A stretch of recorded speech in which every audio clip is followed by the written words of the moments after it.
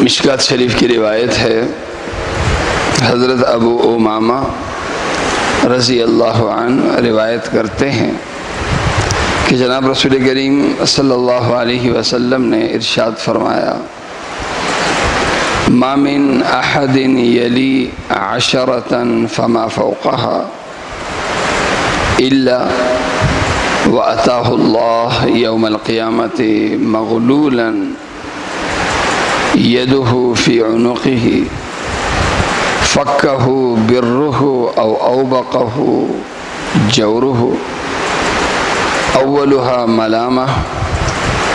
اوسطها ندامة وآخرها خزي يوم القيامة۔ جناب رسول کریم صلی اللہ علیہ وسلم نے ارشاد فرمایا کہ ایک شخص اگر سربراہ بن جائے یا سربراہ بنا ہو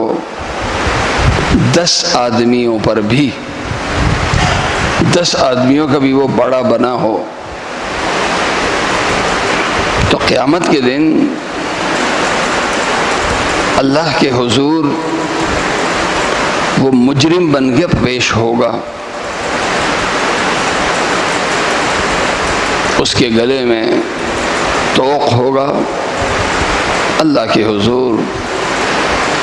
اس کا مقدمہ پیش ہوگا۔ صرف مقدمہ یہ ہوگا کہ یہ دنیا میں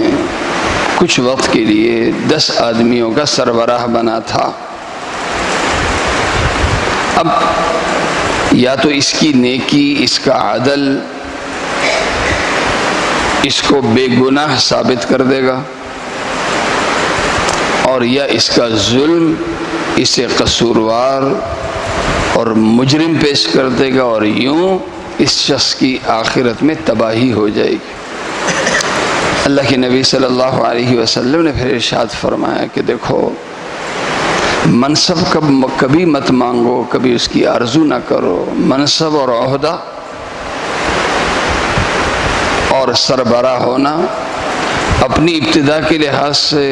ملامت ہے، اور بیچ کے لحاظ سے شرمندگی اور ندامت ہے، اور یہ آخرت کی رسوائی ہے، آخرت کی رسوائی ہے۔ جناب رسول کریم صلی اللہ علیہ وسلم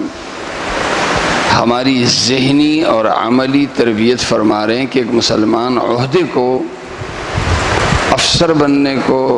ذمہ دار بننے کو، امیر بننے کو، کسی ادارے یا علاقے کے بڑے بننے کو ہم اعزاز سمجھیں، نعمت سمجھیں، یا ایک مصیبت اور زحمت سمجھیں۔